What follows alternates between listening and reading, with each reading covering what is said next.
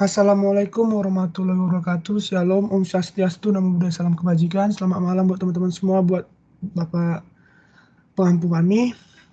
Nah, di sini kami akan menjelaskan materi mengenai konteks free language. Untuk selanjutnya, next. Sebelum kami menjelaskan materi kami, izinkanlah kami memperkenalkan diri kami.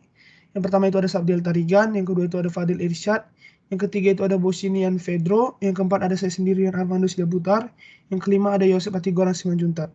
Boleh di next? Oke, mungkin yang pertama kali mengenai konteks free language bisa dijelaskan oleh Saudara Sabdiel. Oke. Konteks free language. Dalam teori bahasa formal, bahasa bebas konteks adalah bahasa yang dihasilkan oleh beberapa tata bahasa bebas konteks. Kumpulan semua bahasa bebas konteks identik dengan kumpulan bahasa yang diterima oleh pusdown automata. Next. Bentuk normal Chomsky. Bentuk normal Chomsky atau Chomsky Normal Form atau CNF merupakan salah satu bentuk normal yang sangat berguna untuk tata bahasa bebas konteks atau CFG. Bentuk normal Chomsky dapat dibuat dari sebuah tata bahasa bebas konteks yang telah mengalami penyederhanaan, yaitu penghilangan produksi useless, unit, dan E. Dengan kata lain, suatu tata bahasa bebas konteks dapat dibuat menjadi bentuk normal Chomsky dengan syarat tata bahasa bebas konteks tersebut: 1. Tidak memiliki produksi useless. 2. Tidak memiliki produksi unit. 3. Tidak memiliki produksi E. Next. Langkah-langkah pembentukan normal Chomsky. 1. Biarkan aturan produksi yang sudah dalam bentuk normal Chomsky. 2. Lakukan penggantian aturan produksi yang ruas kanannya membuat simbol terminal dan panjang ruas kanan lebih besar dari 1. 3. Lakukan penggantian aturan produksi yang ruas kanannya memuat lebih besar dari 2 simbol variabel. 4. Penggantian tersebut bisa dilakukan berkali-kali sampai akhirnya semua aturan produksi dalam bentuk normal Chomsky. Lalu yang terakhir, selama dilakukan penggantian, kemungkinan kita akan memperoleh aturan-aturan produksi baru dan juga memunculkan simbol-simbol variabel yang baru. Next. Mungkin untuk selanjutnya yaitu mengenai pumping lemma, mungkin bisa dijelaskan oleh saudara kami Fadil Irsyad. Oke, terima kasih Saudara Rian. Jadi kita lanjut ke pumping lemma. Jadi buat pumping lemma itu adalah suatu metode untuk menguji apakah suatu string itu termasuk dalam bahasa reguler atau bukan, yang terdapat pada proses pengulangannya. Karena pumping lemma sebagai penguji juga melakukan pencegahan terhadap pengulangan tersebut. Lalu ada langkah-langkah pembuktian suatu bahasa bebas konteks menggunakan pumping lemma atau tidak. Yang pertama, mengasumsi bahwa A bebas konteks. Yang kedua, harus memiliki pumping length. Yang ketiga, semua string yang lebih panjang dari pumping length dapat dipompa. Yang keempat, temukan string S di A sehingga menjadi S lebih besar sama dengan P. Yang kelima, membagi S menjadi UFU X, Y, Z. Yang keenam, menunjukkan bahwa F, X, Y, Z untuk beberapa I. Yang ketujuh, mempertimbangkan cara S dapat dibagi menjadi UV X, Y, Z. Yang ketujuh, mempertimbangkan. Yang kedelapan, menunjukkan bahwa tidak ada satupun dapat memenuhi 3 kondisi pumping pada suatu waktu. Lalu yang terakhir, S tidak dapat dipompa, maka kontradiksi. Lalu ada contoh pumping lemma untuk CFL. Misal I sama dengan 1, J sama dengan 1, menjadi L sama dengan A, B, B, C. Dibagi menjadi 5 bagian U, V, X, Y, Z dengan U sama dengan A, V sama dengan E, W sama dengan B, B, kecil, X sama dengan C, lalu ada Y sama dengan E. Nah, yang dimana yang pertama itu VWX kurang dari sama dengan N, BBC kurang dari sama dengan 3, lalu ada VX bukan sama dengan E, lalu C bukan sama dengan E.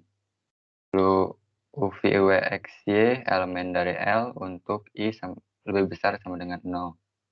lalu ada I sama dengan 0, ABB bukan elemen dari L. Lalu I sama dengan 1, ABBCC bukan elemen dari L. Lalu I sama dengan 2, ABBCCC bukan elemen dari L. Maka terbukti bukan CFL. Nah, untuk materi selanjutnya itu decision properties, mungkin dijelaskan oleh saya sendiri. Decision properties itu untuk sebuah kelas bahasa adalah suatu algoritma yang mengambil deskripsi formal dari suatu bahasa dan memberi informasi apakah beberapa properti dapat berlaku atau tidak. Dari decision properties, kita dapat mengembangkan sebuah algoritma dengan menjawab beberapa pertanyaan seperti di bawah ini. Yang pertama itu ada tes kekosongan atau emptiness test, itu apakah bahasa L itu kosong. Yang kedua itu ada tes keterbatasan atau finiteness test, apakah bahasa L terbatas. Yang ketiga itu ada tes keanggotaan atau membership test, apakah semua string yang diberikan termasuk ke dalam bahasa L. Oke, next. Ya, untuk penjelasan selanjutnya itu ada yang pertama itu ada emptiness test, yaitu menggunakan representasi CFG dari CFL yang kemudian diperiksa apakah simbol awal useless. Jika iya, maka CFL-nya kosong. Yang kedua itu ada finiteness test. Yang pertama itu misalkan L adalah CFL, kemudian ada beberapa konstanta pumping lemma N untuk L. Uji semua string dengan panjang N hingga 2N kurang 1 untuk anggotaannya. Ketika ada string yang dapat dibuat dengan pumping lemma, maka CFL tersebut infinite. Ketika tidak ada, maka N kurang 1 adalah batas atas panjang stringnya, sehingga CFL itu finite. Mungkin boleh di next. Nah, untuk yang terakhir itu ada membership test. Yang pertama itu anggap CFG-nya sudah memenuhi CNF-nya. Yang pertama, kalau belum konversi grammar ke CNF terlebih dahulu. Yang kedua, ketika W-nya sama dengan lambda, adalah kasus yang spesial, diselesaikan dengan menguji apakah simbol awal dapat dinulkan. Yang kedua itu adalah menggunakan algoritma CYK untuk pemrograman dinamis yang berjalan dalam waktu N pangkat 3, di mana N adalah panjang string W. Mungkin boleh di next. Nah, untuk materi terakhir yaitu algoritma CYK, bisa dijelaskan oleh saudara saya Yosep. Saudara Yosep, boleh. Ada algoritma CYK. Masukkan W sama dengan A1, A2 sampai AN. Merancang tabel triangular di mana XIJ sama dengan A ke A, bintang AI tambah 1 sampai AJ. Jika S X1N I kali E kali S, maka bintang W. Next. Isi tabel baris demi baris ke atas. Hitung XIJ dalam induksi. Baris XII sama dengan A atau A, maka AI is in G. Induction.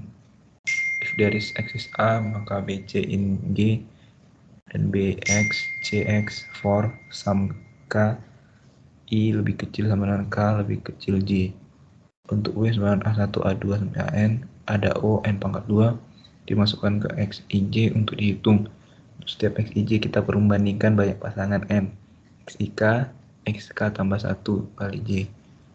Usaha total adalah O, N pangkat 3. Next. Nah, untuk contohnya adalah S, maka AS atau SB atau AB, A maka A, B maka B. Maka input stringnya itu adalah AABB. Sekian dari kelompok kami. Jika ada salah kata mohon dimaafkan. Terima kasih.